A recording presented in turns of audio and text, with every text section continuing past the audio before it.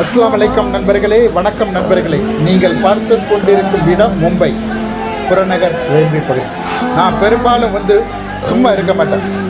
இந்தியாவில் எல்லா இடத்துக்கும் போயிட்டு வரோம். மணிப்பூர், நாகாலாந்து, பூட்டான், காஷ்மீர், ஒரிசா, மேற்கு வங்காளம், மத்திய பிரதேசம், ராஜஸ்தான், மகாராஷ்டிரா, குஜராத், பெங்களூர், கர்நாடகா, கேரளா, தமிழ்நாடு அப்படின்னு சொல்லி நான் பெரும்பாலும் சுற்றுப்பயணத்தை தான் இருப்பேன்.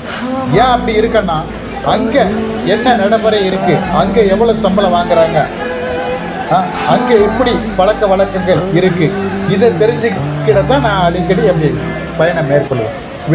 பள்ளி விடுமுறை நேரங்களில் இந்த பயணம் அதிகமாக இருக்கும். சரி, மும்பையில் ஏன் புறநகர் ரயிலில் இவ்வளோ கூட்டம் சொல்லி நம்ம தெரிஞ்சுக்கிடுவோம். மும்பையில் 3 மார்க்கம் இருக்குது ரயில்வே. வெஸ்டர்ன் ரயில்வே, மத்திய ரயில்வே, ஹார்பர் ரயில் இப்படின்னு சொல்லி 3 லைன் இருக்குது. அடுத்தது மெட்ரோவும் இருக்குது. அது ஒரு 4 மார்க்கம் வண்டி போடுது. சரியா? இங்கே 2 கோடி மக்கள் இருக்கிறாங்க. ஆனாலும் இவ்வளவு கூட்டம் ஏன்? இவ்வளவு ரயில் பாதை இருந்தும் ஏன் கூட்டத்தை அங்கே கட்டுப்படுத்த முடியலை அப்படின்னு சொல்றதை நம்ம தெரிஞ்சுக்கணும். 2வது, இங்கே இந்தியாவிலே ரயில் விபத்து அதிகமாக நடைபெறும் இடமும் மும்பை தான். தினமும் குறைஞ்சது எப்படியாட்டும் ஒரு 10 பேர் அடிபட்டு ரயிலில் செத்துக்கிறோம், அல்லது வண்டியிலேருந்து தவறி விடுவாங்க, அல்லது தண்டவாளத்தை கடக்கும் போது அடிபடும். இப்படி ஒரு 10 பேராட்டும் மரணிப்பாங்க.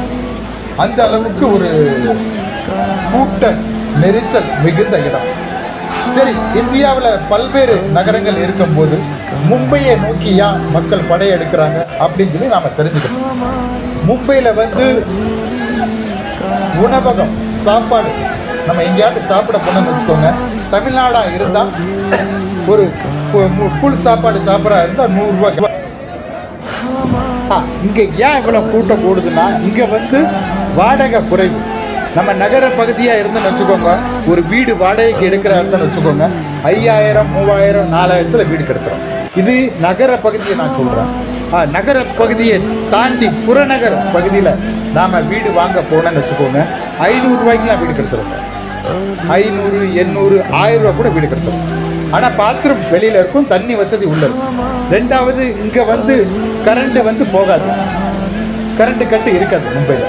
24 மணி நேரமும் கரண்ட் இருக்கும். வருஷத்துக்கு ஒரு வாட்டி, அதுவும் 1 மணி நேரம், அரை மணி நேரம் தான் போகும். மற்ற நேரம்லாம் இங்கே கரண்ட் இருக்கும். குடிநீர் வசதி 24 மணி நேரமும் இங்கே குடிநீர் வசதி இருக்கு. புரியுதா? குடிநீர் தண்ணி வராத நாளே இருக்காது. ஒரு சில பகுதியில் காலையில் வரும், ஒரு சில பகுதியில் சாயங்காலம் வரும். ஆனால் தண்ணி டெய்லி வந்துடும். தண்ணி நல்ல வசதி, மின்சார வசதி, அப்புறம் வீட்டு வாடகை குறைவு. சரியா? எங்கேயாட்டும் நீங்கள் வேலைக்கு போனீங்கன்னு வச்சுக்கோங்க, தமிழ்நாட்டை விட 2 மடங்கு சம்பளம் கிடைக்கும். தமிழ்நாட்டை விட 2 மடங்கு சம்பளம் இங்கே கிடைக்கும். எந்த வேலை நீங்கள் பார்த்தாலும் சரி, குறைஞ்சது ஏதாட்டும் நீங்கள் ஒரு ஹோட்டல் வச்சாலோ, அல்லது ஏதாட்டும் ஒரு கடை போட்டாலோ, அல்லது எங்கேயாட்டும் வேலைக்கு போனாலும் டெய்லி 2000 ரூபா நம்ம சம்பாதிச்சிடலாம். புரியுதா? இங்கே மும்பையில் இது மராட்டியர்கள் வசிக்கும் மாநிலம். இருந்தாலும் இங்கே தமிழர்கள் நிறையா பேர் இருக்காங்க. 10ல் 2 தமிழர்கள் தெரிவாங்க. ஒரு 10 பேரை நீங்கள் பார்த்தீங்கன்னா அதில் 2, 3 பேர் தமிழர்கள் இருப்பாங்க. அதே மாதிரி 10ல் 4 பேர் வடக்கன்கள் இருப்பாங்க. வட மாநிலத்தில் உத்தரப்பிரதேசம், பீகாரை சேர்ந்தவங்க இருப்பாங்க. ஒரு 2 பிரியாணியாக இருந்தாலும் 100 ரூபா கேட்பாங்க. சரியா? வீட்டு வாடகைன்னு சொல்லி எங்கேயாவது நம்ம நகர பகுதியில் சென்னையாக இருந்தாலும் சரி, திருச்சியாக இருந்தாலும் சரி, மதுரையாக இருந்தாலும் சரி, திருநெல்வேலியாக இருந்தாலும் சரி, ஏதாட்டும்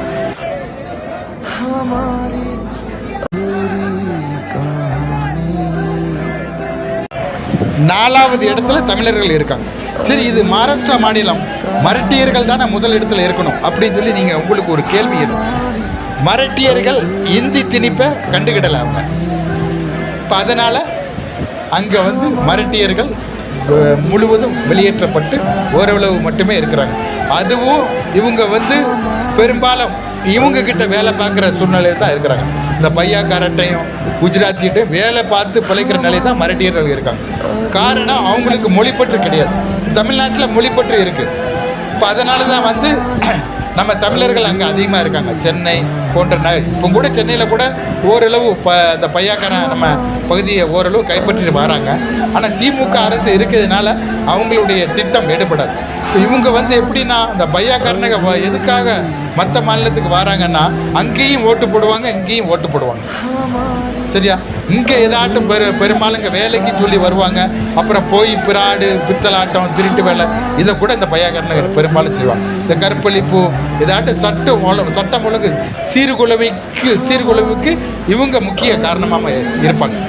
இப்போ அதனால் வேலைக்கு நம்ம மும்பையில் எங்கேயாட்டும் போனீங்கன்னு வச்சுக்கோங்க, அதிக சம்பளம் கிடைக்கும்.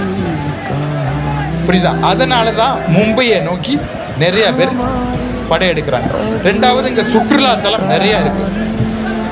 இஸ்லாமியர்களும் நிறையா இருக்காங்க. அதாவது 100 பேரில் 30 பேர் இஸ்லாமியர்கள். சுற்றுலாத்தலம் சொல்லி எடுத்துக்கிட்டா ஆஜி அலி தர்கா இருக்கு, கேட்டப் இந்தியா இருக்கு, தாஜ் ஹோட்டல் இருக்கு, நிறைய இடம் இருக்கு. ரெண்டாவது, மும்பையை 3 புறம் கடல் பகுதி சூழ்ந்து உள்ளது. அதாவது நீங்கள் எந்த இடத்துல கடுமையான வெயில் இருந்தாலும் நீங்கள் எந்த பகுதிக்கு போனாலும் குளிராதாங்க இருக்கும். அதாவது நீங்கள் வீடு எங்கே எடுத்தாலும் சரி, பக்கத்தில் ரயில்வே ஸ்டேஷன் வந்துடும், கடற்கரை வந்துடும். ரெண்டாவது, பொழுதுபோக்குக்கு ஒரு 5 கிலோமீட்டருக்கு ஒரு இடத்துக்கு மேக்ஸஸ் மால் இருக்கும். புரியுதா? அடுத்தது கார்டன் இருக்கும், பூங்கா எல்லா இடத்துலையும். அதாவது ஒரு 5 நிமிஷத்தை ஒரு பகுதியை நம்ம கடந்தால் ஒரு கார்டன் தெரியும். பிள்ளைகள் விளையாடுறதுக்கும் டைம் பாஸ் ஆகிறதுக்கும் மசூதிகள், தொழுகை செய்வதற்கு மசூதிகள் நிறையா இருக்கு. புரியுதா? இங்கே உள்ள முஸ்லீம்கள் ரொம்ப வசதியாக வாழ்ந்துட்டு வராங்க. காரணம் இங்கே வருமானம் அதிகம். இப்போ அதனால தான் இவ்வளோ கூட்டம் அங்கே கூடுது. நிறைய வந்துக்கிட்டே இருப்பாங்க. இப்போ 2 கோடி பேர் இருக்காங்க. சென்னையை விட 2 மடங்கு மக்கள் தொகை அதிகம். இவ்வளோ பேர் இருக்காங்க, ஆனால் நிறைய பேர் வந்துக்கிட்டு இருக்காங்க. சரி, நாளைக்கு வேற நகரத்தை நம்ம பார்ப்போம். இஸ்லாமிய திருமண தகவல் மையத்தின் அதிகாரப்பூர்வ யூடியூப் சேனலில் இணைந்து கொள்ளுங்கள். மேலும் பல்வேறு தகவலை பெறலாம்.